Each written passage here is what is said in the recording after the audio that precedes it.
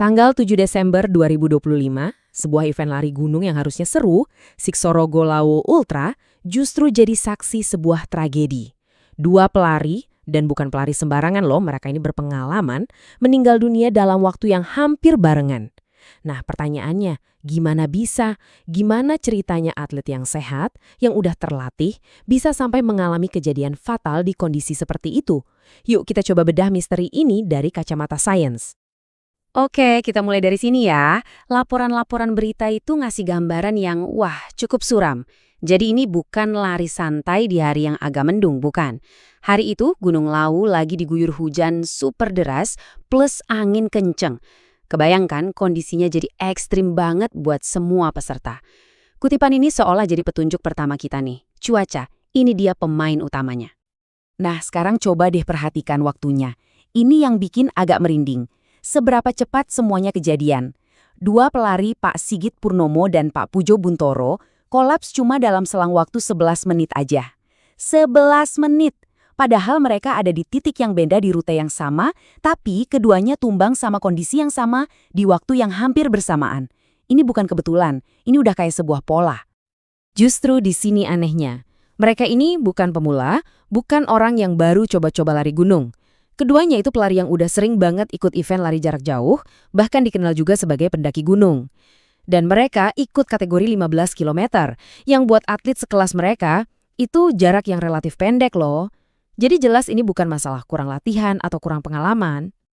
Jadi pertanyaannya balik lagi, gimana ini bisa terjadi? Ini bukan cuma soal capek biasa, ada sesuatu yang jauh-jauh lebih rumit dan bahaya yang terjadi di dalam tubuh mereka. Semacam badai sempurna fisiologis, yang pemicunya ya kondisi di Gunung Lawu hari itu. Yuk kita bongkar satu-satu apa yang sebenarnya terjadi di dalam tubuh mereka. Oke, bagian pertama dari misteri ini ada di konsep yang namanya kerja ganda. Anggap aja tubuh kita itu mesin. Pas kita olahraga, mesin ini kerja. Tapi hari itu, mesin ini dipaksa ngerjain dua hal super berat sekaligus. Pertama, ya berlari menanjak, dan kedua, melawan hawa dingin yang benar-benar nusuk tulang. Dua tugas ini saling bertabrakan dan nguras energi dengan cepat banget. Coba kita bandingin ya, kalau kita lari di kondisi normal, tubuh kita kan gerah, kepanasan, terus ngeluarin keringat buat mendinginkan diri. Nah, pas lari di tengah hujan dingin, yang terjadi tuh kebalikannya 180 derajat. Tubuh justru mati-matian nahan panas biar nggak hilang. Energi yang harusnya fokus buat lari, buat gerakin kaki, sekarang malah kebagi dua. Dipakai juga buat fungsi paling dasar buat bertahan hidup, yaitu menggigil biar badan tetap hangat. Nah, angka ini penting banget, 25 kali lebih cepat. Maksudnya apa? Jadi, pakaian yang basah kuyup kena hujan itu bikin tubuh kita kehilangan panas 25 kali lebih cepat dibanding pas kering. Kenapa bisa gitu? Simpelnya, karena air itu penghantar panas yang jauh lebih jago daripada udara. Jadi baju lari yang harusnya melindungi malah jadi kayak selang yang nyedot panas dari tubuh mereka. Terus, ini biaya yang harus dibayar tubuh buat tetap hangat.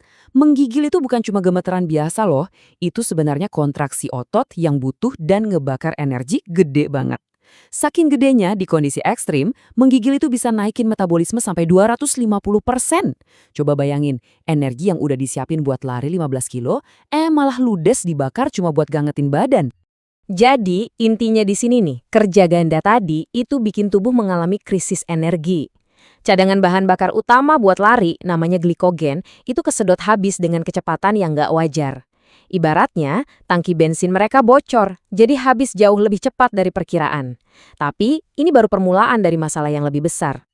Oke, kehabisan energi itu satu masalah. Tapi ternyata ada mekanisme pertahanan tubuh lain yang di situasi kayak gini justru jadi bumerang.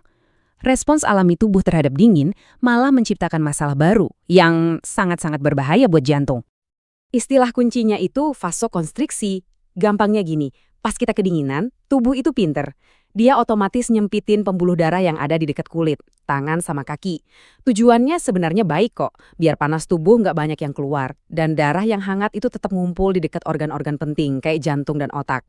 Gini deh bayanginnya, jantung kan udah kerja keras ya karena dipakai lari. Nah sekarang dia harus pompa darah dengan jumlah yang sama, tapi lewat pipa atau pembuluh darah yang lagi disempitin. Kayak kita coba nyemprot air lewat selang yang lagi diinjek. Apa yang terjadi? Pasti butuh tenaga ekstra gede banget kan? Nah, beban kerja jantung pun langsung meroket. Dan inilah efek dominonya. Tekanan darah langsung melonjak drastis ke level yang bahaya. Beban di otak jantung jadi luar biasa berat. Dan yang paling fatal, di saat jantung lagi butuh-butuhnya oksigen, suplainya malah bisa keganggu karena tekanannya ketinggian. Ini sama aja kayak nyuruh mesin kerja di putaran maksimal, tapi selang bensinnya kita pencet. Sekarang kita sampai di bagian akhir, mekanisme yang paling fatal dari semuanya. Ini soal korsleting sinyal di sistem saraf kita. Sebuah kekacauan listrik yang terjadinya pas di jantung. Dan pemicunya ternyata bisa sesederhana hujan deras yang terus-terusan kena muka. Namanya konflik otonom. Gampangnya, bayangin aja sistem saraf kita itu punya pedal gas sama pedal rem buat jantung. Gasnya ini sistem simpatis yang bikin jantung berdebar kencang pas kita olahraga. Remnya itu sistem parasimpatis yang bikin jantung melambat pas kita lagi santai. Nah, konflik otonom ini terjadi waktu tubuh entah kenapa nginjek pedal gas dan rem dua-duanya sekencang-kencangnya di waktu yang bersamaan. Kacau kan? Loh, kok bisa hujan di muka jadi pemicu sefatal itu? Ternyata urutannya gini. Pertama, hujan dingin terus-terusan ngeguyur muka. Ini ngebangkitin refleks kuno di tubuh kita yang namanya refleks menyelam. Refleks ini otomatis ngirim sinyal rem ke jantung, nyuruh jantung buat melambat biar hemat oksigen. Tapi, di saat yang sama kan para pelari ini lagi lari kenceng, yang artinya sistem simpatis lagi nginjek gas pol-polan. Hasilnya, kekacauan total. Sinyal yang tabrakan ini bikin listrik di jantung jadi nggak stabil dan bisa memicu detak jantung yang nggak beraturan dan mematikan, atau yang biasa disebut aritmia.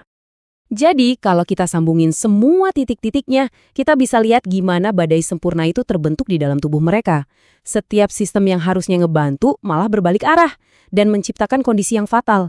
Energi habis karena menggigil, jantung dipaksa kerja super keras karena pembuluh darah menyempit, dan ritme jantungnya jadi kacau balau karena sinyal saraf yang korslet. Ini udah bukan lagi soal capek biasa, ini namanya kegagalan sistemik. Tragedi ini, meskipun menyedihkan, ngasih kita pelajaran yang penting banget, terutama buat komunitas lari trail. Tujuannya bukan buat nakut-nakutin ya, tapi lebih untuk ningkatin kesadaran kita semua soal resiko-resiko yang seringkali nggak kelihatan. Penting banget buat dicatat. Kejadian kayak gini itu sangat jarang terjadi. Lari trail itu pada dasarnya olahraga yang aman kok, selama kita persiapannya benar dan sadar sama kondisi sekitar. Tapi ya itu, tragedi di Gunung Lawu ini jadi pengingat buat kita semua. Kalau alam, apalagi gunung, punya kekuatan yang harus selalu kita hormati. Dan ternyata data dari seluruh dunia juga mendukung apa yang kita lihat di Lawu. Kalau kita lihat secara umum, penyebab utama kematian di lari trail itu ternyata bukan karena jatuh atau nyasar, tapi justru karena masalah jantung dan hipotermia yang disebabkan cuaca dingin. Ini nunjukin kalau badai sempurna fisiologis yang tadi kita bahas, itu beneran resiko nyata yang bisa dihadapi pelari dimanapun. Dan pada akhirnya tragedi ini ninggalin kita semua satu pertanyaan yang dalam banget. Waktu kita lagi semangat-semangatnya olahraga, kompetisi, atau pengen aklukin tantangan, seberapa sering sih kita benar-benar ngedengerin sinyal-sinyal kecil dari tubuh kita? Mungkin pelajaran terbesar dari Gunung Lawu adalah pengingat untuk kita semua buat belajar mendengarkan. Benar-benar mendengarkan saat tubuh kita ngasih tahu kalau ada sesuatu yang nggak beres.